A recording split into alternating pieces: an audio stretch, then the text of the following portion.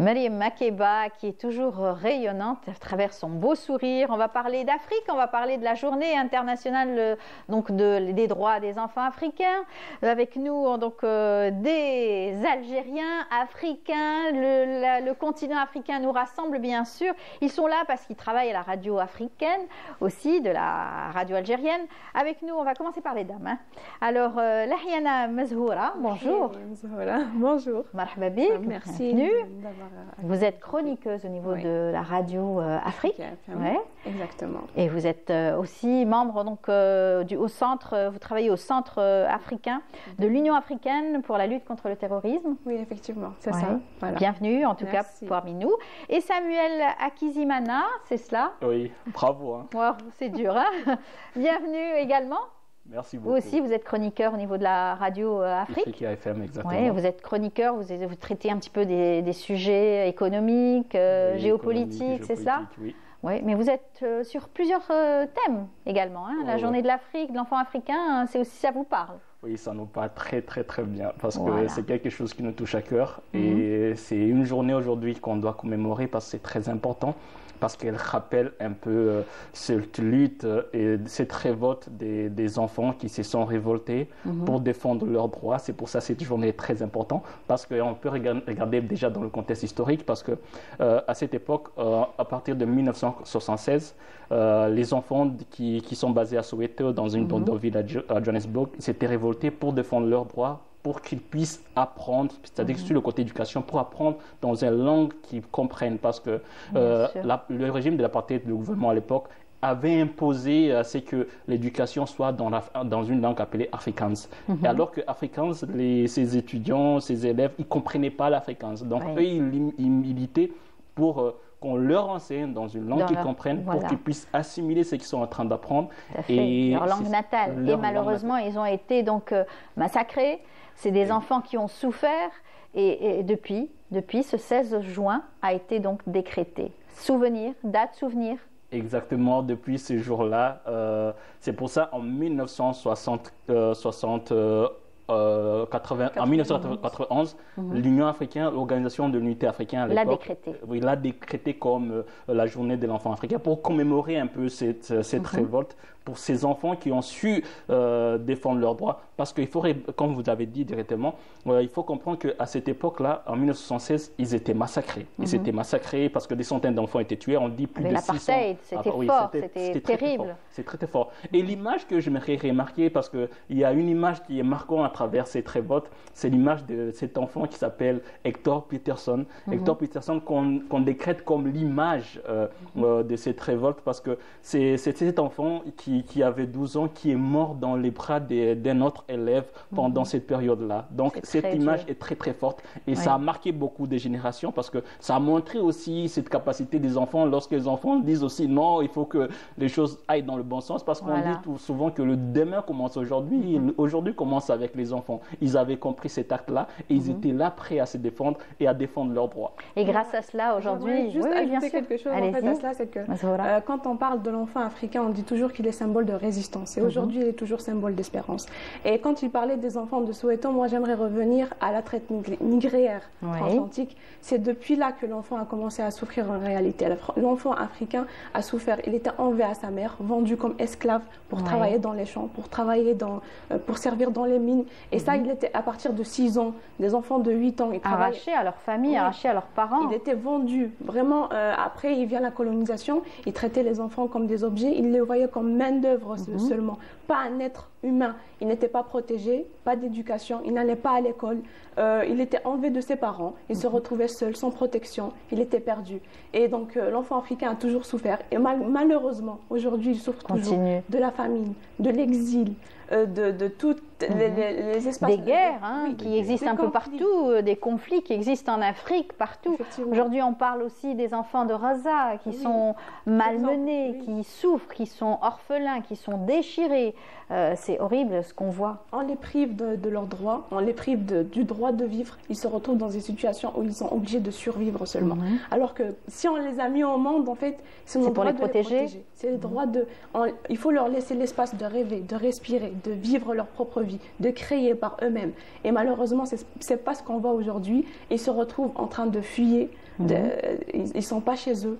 Et malheureusement, c'est pas seulement à Gaza. Il y a des zones en Afrique, en RDC, des zones de conflit. Oui. Et ça, c'est malheureux à voir aujourd'hui. Et je dirais que l'enfant africain n'est pas une cause humanitaire. C'est une urgence aujourd'hui. On doit se mobiliser. On doit faire quelque chose. Parce que on ne doit pas s'étonner aujourd'hui quand on voit les enfants, c'est l'avenir. Mais quand on les voit dans de telles situations et qu'on ne fait rien du tout, il ne faut pas s'étonner que le lendemain, on trouve des jeunes qui sont perdus, qui sont... Ils ne savent pas quoi faire dans leur vie parce que tout ça, ça commence à l'enfance, dès le bas âge. Donc aujourd'hui, si on trouve ce qu'on refuse à un enfant à l'âge de 8 ans, à l'âge de 6 ans, il va le traîner avec lui à l'âge de 20 ans, à l'âge de 30 ans et probablement toute sa vie. Donc, tout à fait. Aujourd'hui, ils sont victimes d'agressivité, ils sont victimes d'agression sexuelle, de maltraitance aussi. Des mariages précoces pour les petites filles. Donc tout cela, c'est aujourd'hui condamné. C'est aujourd'hui surveillé, mais il y a toujours bien sûr des exactions partout dans le monde, et en particulier en Afrique, parce qu'aujourd'hui on s'arrête sur cette journée, cette date aussi, qui est commémorée comme chaque 16 juin. Aujourd'hui, il y a donc des avancées. On ne s'arrête pas qu'au 16 juin. Vous, en tant que chroniqueur à la radio, vous en parlez énormément. Nous en parlons très énormément parce que moi, j'aimerais déjà poser la question à tout et chacun d'entre nous. Cette question m'a été posée par Mesora quand on était en train de venir. Elle m'a posé la question en disant « Samuel, comment tu as passé ton enfance? Comment tu étais ?» C'est-à-dire pour regarder le luxe qu'on a eu et que les enfants au niveau de Gaza, les enfants au niveau du Soudan, les enfants au niveau des mines au Congo, ils sont en train d'être tués. Ils ne profitent pas de cette chance que nous avons. Parce que nous, on nous a donné la chance de rêver. De rêver, d'étudier, d'accéder à la santé. Exactement. On a eu tous ces droits, ce luxe que eux, ils n'ont pas. Alors que c'est cette luxe que eux aussi ils demanderaient. Parce qu'ils ne demandent rien que de vivre, que de rêver, que de se développer. Ces enfants-là, ils sont en train de souffrir actuellement. C'est pour ça que cette journée est très, très importante.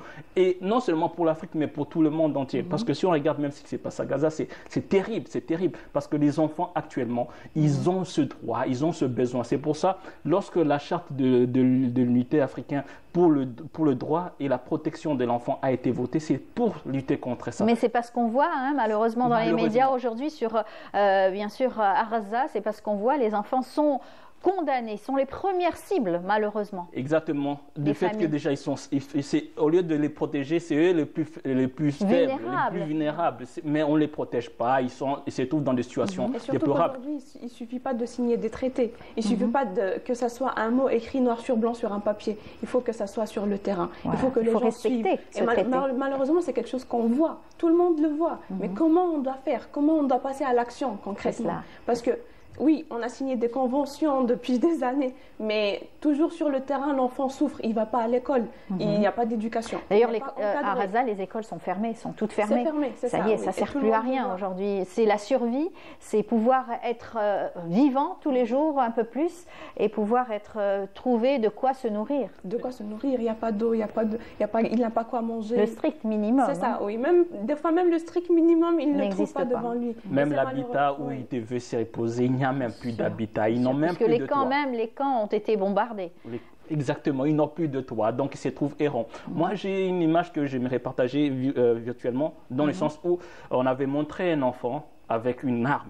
Et qu'on avait montré la caricature que l'arme dépassait l'enfant. Oui. C'est pour dire quoi? C'est-à-dire que cet enfant, il se retrouve malgré lui à travers ces conflits-là. Oui. Ces conflits-là qui n'a pas choisi. Qui n'a pas choisi. Qui n'a pas demandé. Qui n'a pas demandé. Parce que cet enfant veut juste une chose. Il veut rêver. Parce que si on regarde à côté la caricature de l'enfant, l'enfant veut voir sa mère vivre une belle vie. Il veut voir sa mère vivre dans une belle maison. Il veut voir lui-même se développer, être ingénieur, être docteur. Et c'est ça la vie d'un enfant. Là, on est en train de parler des conflits, on est en train de parler de l'enfant africain, mais l'enfant en général partout dans le monde souffrent, que ce soit donc de victimes d'harcèlement, de victimes de délaissement aussi par leurs parents, des parents qui ne sont pas responsables et qui font qu'un enfant devient très tôt responsable. Exactement. Responsable de lui-même d'abord. Exactement. Ça alors aussi, c'est une souffrance. C'est une souffrance. C'est pour ça, cette question qu'elle m'avait posée m'avait touché en disant, Samuel, comment était ton enfance? Parce qu'à travers ça, on va se retrouver que la plupart, vous savez que l'enfance conditionne aussi d'une par la majorité de la vie des personnes lorsqu'ils grandissent. Parce que l'éducation que tu as reçue, cette possibilité de te forger, etc., va te conditionner d'une part pour devenir quelqu'un dans la vie. Il va y avoir cette chance-là, parce qu'il y a certaines personnes qui n'ont pas eu cette chance, ils se retrouvent qu'ils n'ont pas été élevés par leurs parents, etc. Il y a toujours certaines des choses qu'on traîne avec nous. Mais la plus grande et plus importante des choses, c'est-à-dire que cet enfant doit être protégé, doit être bien encadré, parce que cet enfant a besoin de vivre sa vie, a besoin de rêver, parce que nous disons toujours, demain commence aujourd'hui, et que ça commence avec les enfants. C'est les enfants qui sont l'avenir, c'est les enfants qui vont créer cette architecture du monde que nous voulons. Mais nous devons le protéger, parce que c'est eux l'avenir. Si on ne les protège pas, on va se retrouver toujours dans des situations les plus précaires. Et on a tellement besoin de cette innocence, cette spontanéité de l'enfant, le laisser lui-même rester un véritable enfant, ne pas le laisser grandir trop tôt non plus, et le faire grandir trop tôt, lui le responsabiliser, c'est triste. Oui, en fait, c'est triste,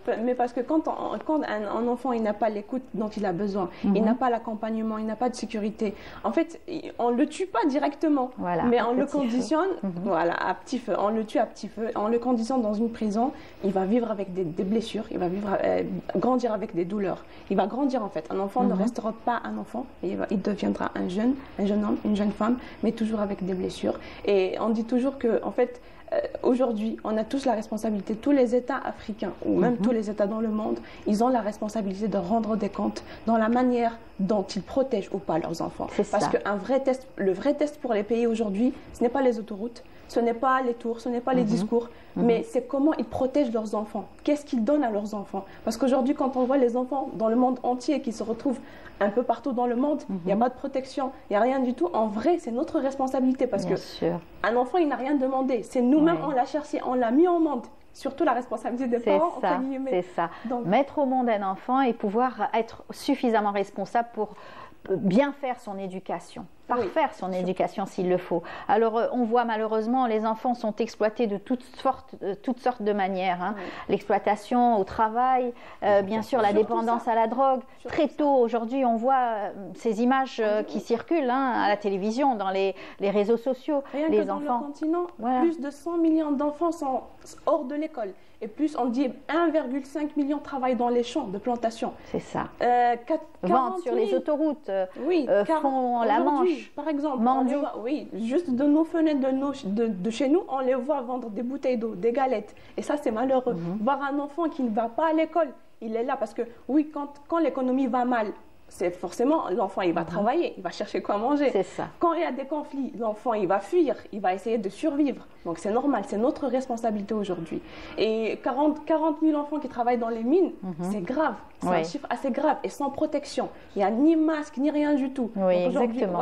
Tout ça est condamné par la loi normalement et bien sûr c'est pris en charge. Ces enfants ont droit à l'éducation, ils doivent donc être scolarisés, ils doivent avoir accès à la santé, bien sûr, et surtout à un univers correct au sein donc de la famille. S'ils sont dans des centres, s'ils sont orphelins, ils sont aussi protégés et récupérés par l'État.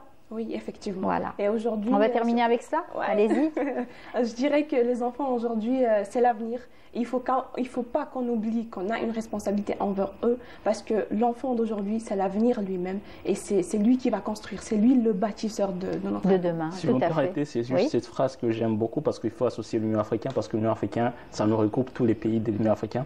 Nous avons cette responsabilité parce que nous avons un agenda de l'Union africaine qui dit l'Afrique que nous voulons, c'est à nous de la faire parce que nous avons un agenda qui est l'Afrique que nous voulons.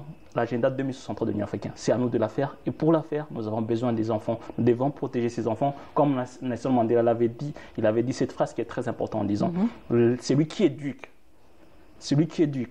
ses enfants, éduque une nation. Et nous avons besoin de ça. Tout à fait. Nelson Mandela aussi a dit une phrase, il n'y a pas de plus révélateur de l'âme d'une société que la manière dont il traite ses enfants. Voilà, tout à fait. En tout cas, merci pour vos témoignages. J'imagine qu'aujourd'hui, vous allez faire un programme spécial à la radio africaine autour de l'enfant et cette journée, bien sûr, dédiée à l'enfant africain. Merci beaucoup d'avoir été parmi nous. Je rappelle donc avec nous l'Ahyani, c'est cela. Tahiani Mazhoura, vous êtes chroniqueuse à la Radio Africa et puis vous êtes aussi membre donc, du centre de l'Union africaine pour la lutte contre le terrorisme. Pareil pour vous, Samuel, vous aussi vous faites partie de ce centre et vous êtes aussi donc, chroniqueur au niveau de la radio. Vous traitez de l'économie, de la géopolitique. Exactement. Merci, toujours un plaisir de vous recevoir. Merci. Voilà.